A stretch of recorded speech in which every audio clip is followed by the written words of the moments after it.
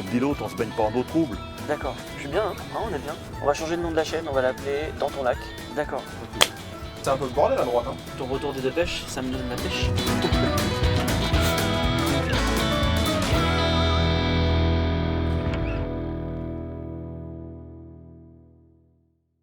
Salut les amis, et bienvenue sur Recette Minute TV. Aujourd'hui, je suis pas tout seul pour cette vidéo. J'ai le plaisir d'accueillir un youtubeur, Brice. Salut. Alors on a une petite différence de taille, je me permets de grimper. Voilà, mets-toi à ma hauteur. Ça. Je rigole. Demain matin, j'emmène Brice sur le lac du Bourget. Tu vas rencontrer Raymond, Avec grand plaisir. qui connaît le lac comme sa poche. Super. Demain matin, il va falloir te lever tôt parce qu'on a rendez-vous à 7 h. Super. Allez, et ben à demain. À demain, salut.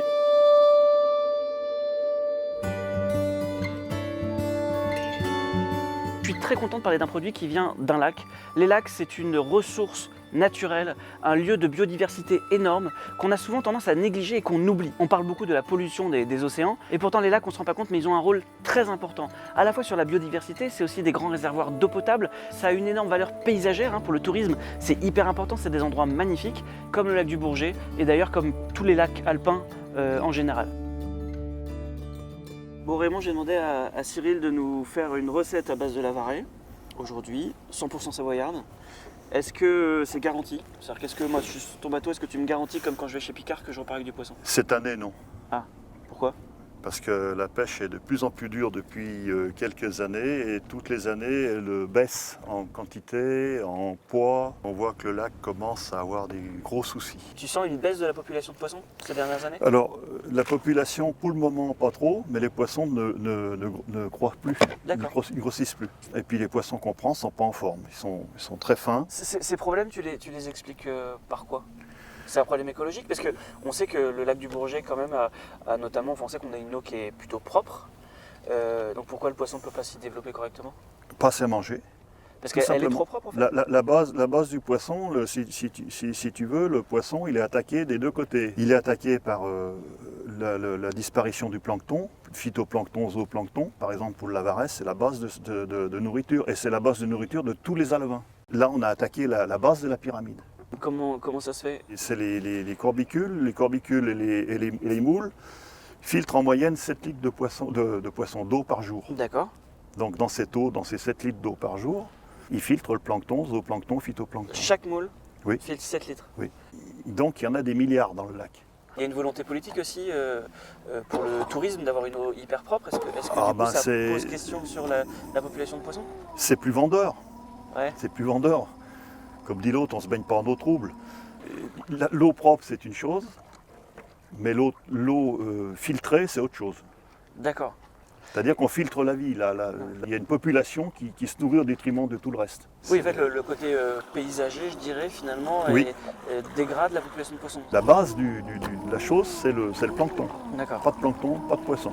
Et puis après, on a deux grands prédateurs. Le prédateur endémique, c'est le brochet, comme tout le monde le sait. Et après, on a ce silure qui est arrivé, qui est un gros prédateur aussi. Il y a des poissons qui font plus de 2 mètres. D'accord. Donc il n'est pas endémique du lac? Non. D'accord, c'est une introduction? C'est une introduction ou... Enfin bon, ça on ne sait pas. Dieu seul le sait, il n'est pas sûr. Puis les oiseaux piscivores, donc notamment le cormoran qui fait énormément de dégâts dans les lacs, dans les rivières. C'est un oiseau qu'on a protégé, qui aujourd'hui n'a plus lieu d'être protégé. C'est que le problème, c'est pas les cormorans, le problème, c'est la grande population et la quantité, parce qu'on les a trop protégés. Donc, en voulant faire un geste écologique, finalement, on abîme une autre partie de la biodiversité. Tout à fait. Donc tout est une question de régulation. Tout est une question de bon sens. Pas de régulation, de bon sens. Ça serait qu'on trouve un lavaret quand même, tu sais. On va en trouver un.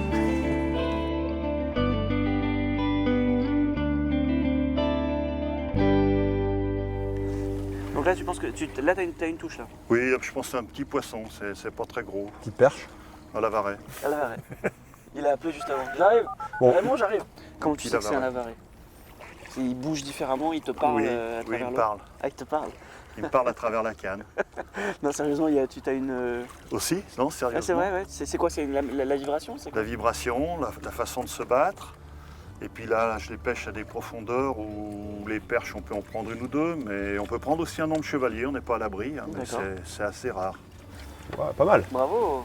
Bon, celui-ci il est pas maillé, hein, mais. Non. Alors, on peut pas pêcher ce qu'on veut, j'imagine. On peut pêcher toutes les espèces, Ouais.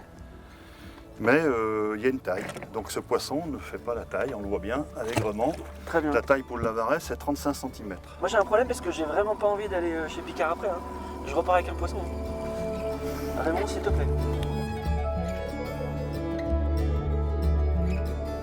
Je suis bien, hein. Ah, on est bien.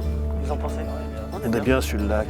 On va changer le nom de la chaîne, on va l'appeler Dans ton lac. On va faire que des vidéos sur le lac. Toi Cyril, tu connais bien ce lac? Un petit peu, ça fait 25 ans que je suis ici.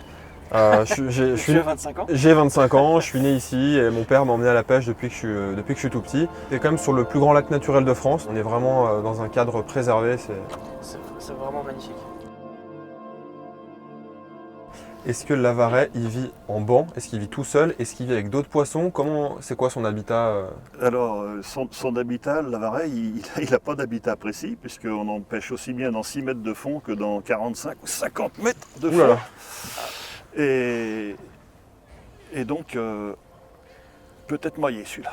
On va peut-être pouvoir faire une recette aujourd'hui. Ça serait cool parce que j'ai faim déjà moi. Ouais. Maillé. Maillé? Non. Ça sent 35 ça. Attends. On peut le mesurer, hein. Bon alors, Raymond, il est maillé ou pas celui-là? Ah bah oui, On est à combien? 35. Ah, Super. oh yes. Il va Bon. suffire Cyril ou pas? Et ben franchement c'est parfait. C'est pile ce qu'il me fallait. Cyril, je t'ai demandé avec ce Lavaret de me faire une recette avec des produits 100% savoyards. Est-ce que tu peux me teaser un ou deux ingrédients? Je vais pas te donner d'ingrédients, mais mon plat il s'intitule Retour de pêche. Retour de pêche. Oh, T'as compris? je sens qu'il y a un bon jeu de mots. Raymond, merci beaucoup, c'était hyper intéressant. On sent qu'il y a vraiment de l'amour entre ce lac et toi. Oui, C'est vraiment ton terrain de jeu quoi. c'est ma cour de récréation, c'est... Voilà. Cyril, on va cuisiner? Allez, c'est Allez, parti. Bah tu vois, regarde.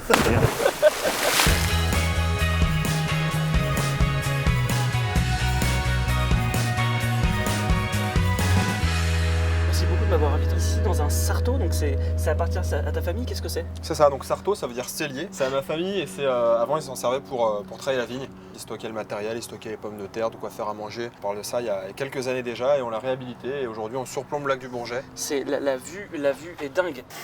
Mon cher Cyril, il est temps que tu m'expliques ta blague vaseuse. Ah, tu parlais du retour de pêche. Exactement. Alors pourquoi retour de pêche? Bah parce qu'on a ramené un Lavaret. On a Déjà. ramené un Lavaret de la pêche Ouais. et puis moi j'ai ramené des pêches locales. Je vais te préparer un petit mix entre un D'accord. ceviche et un carpaccio. Est-ce que tu as déjà mangé du poisson cru? Oui, ça m'arrive. Alors pourquoi je dis un mix? Parce que tu vas voir dans la recette, je vais pas faire des petits cubes comme on trouve le ceviche traditionnellement. Je D'accord. vais faire plutôt des lanières. T'as vidé le poisson, non? Alors surtout pas. Je vais prélever le filet, donc Ok. je vais pas vider le poisson. Ensuite, qu'est-ce que je vais faire? Je vais prélever des petites lanières, donc un peu dans l'esprit d'un carpaccio avec la lame de mon couteau. Je vais prélever voilà, des petits morceaux comme ceci. Allez, je te laisse éplucher la pêche. Elle n'est pas savoyarde, elle vient de la Drôme. Donc on n'est pas trop loin, c'est français. Ton retour des deux pêches, ça me donne la pêche. T'as pas mieux en stock? Des pêches, toi?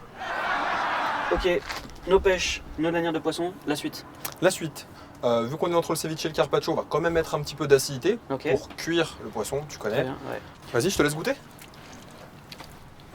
C'est marrant, ça a le goût de citron. On va commencer le dressage. Bon, on va le faire à la fin. Direct. Ah, direct. Ah, direct. Voilà. Une petite assiette un peu gastro. Petite assiette un peu gastro. Et là, il n'y a pas de règle. Jus de citron, on va l'ajouter. Donc, on va légèrement effleurer le poisson. Ensuite, on va mettre notre pêche. Pour sublimer un petit peu l'assiette, on va mettre de la cébette. On va parsemer la menthe. Pour mettre un petit peu de couleur, je vais ajouter du basilic pourpre. Très bien. Petit effiloché. Très joli. C'est hyper joli.